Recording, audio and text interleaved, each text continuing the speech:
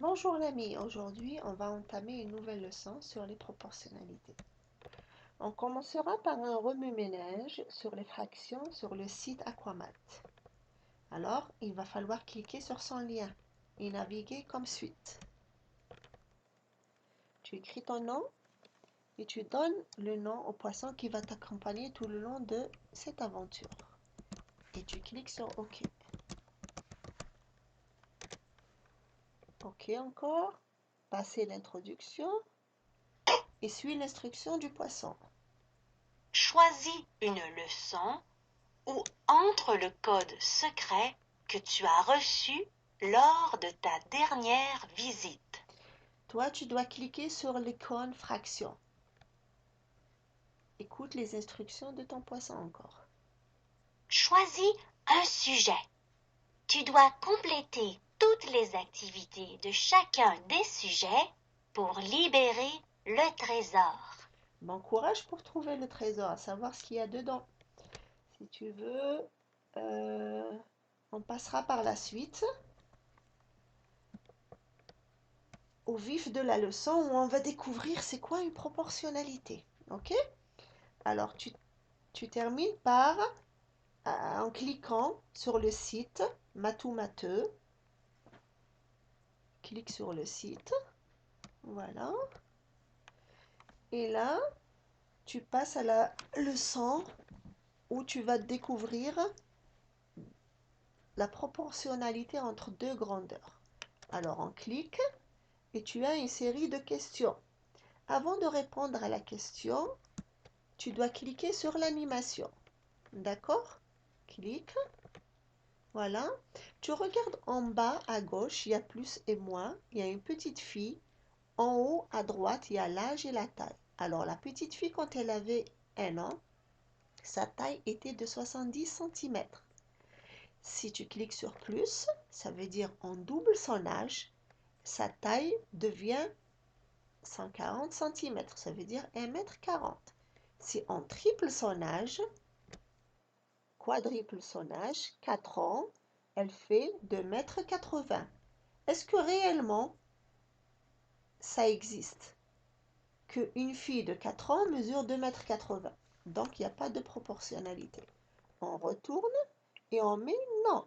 Et ça sera ainsi de suite jusqu'à ce que tu répondes à toutes les questions. Et pour vérifier, tu cliques sur le point d'interrogation. Et à chaque fois que tu fais une faute, tu retournes. D'ailleurs, il va te donner des instructions. Tu retournes et tu recommences. Retournons à la page du plan de cours.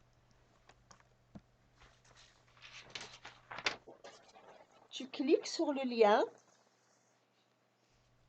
où tu vas connaître c'est quoi une proportionnalité en suivant des exemples. On clique sur ce lien. Et là, on va cliquer sur la première phrase, reconnaître une situation de proportionnalité. Alors, on va prendre la phrase la plus commune qui sera représentative et qu'on trouve en réalité. Ça veut dire la taille d'une personne et son âge.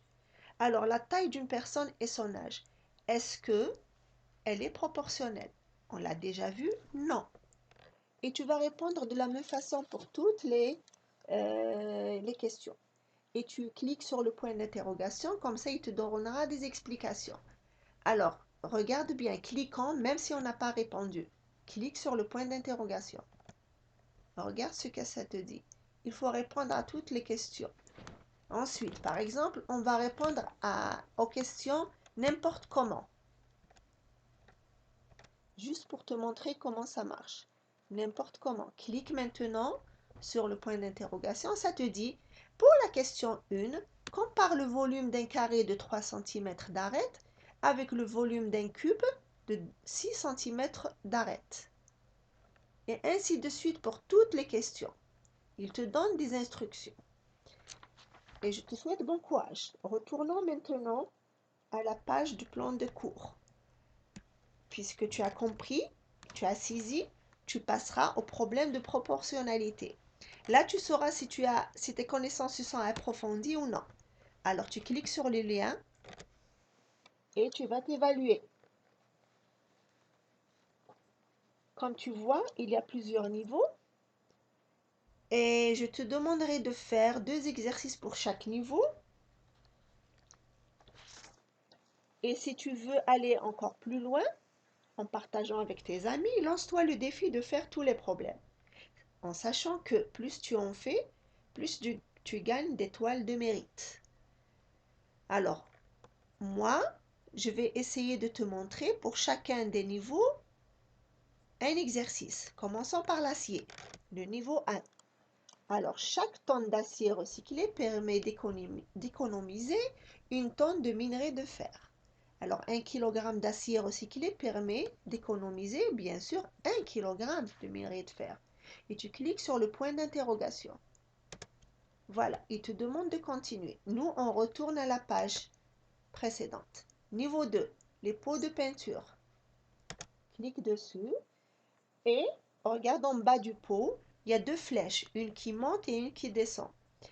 Et quand tu cliques sur celle qui monte, c'est la couleur qu'il faut ajouter pour obtenir la couleur qui est affichée en haut, rose à droite.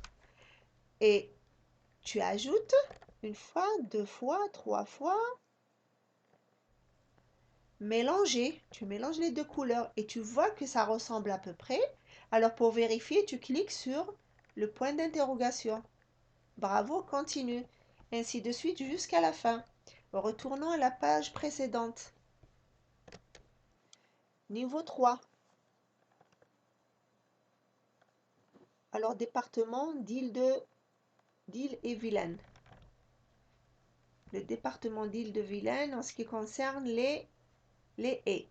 Alors, au début de 1980 à la fin de 1994, 13 000 km de haies sont arrachés. Combien de kilomètres de haies sont arrachés en moyenne par an sur cette période? Entre la période de 1980 à 1994, il y a 14 ans. Il y a eu 13 000 km de haies. Alors, dans ce cas, tu dois déterminer combien de kilomètres de haies sont arrachés pour une année. À toi de jouer, mon grand. Après avoir fini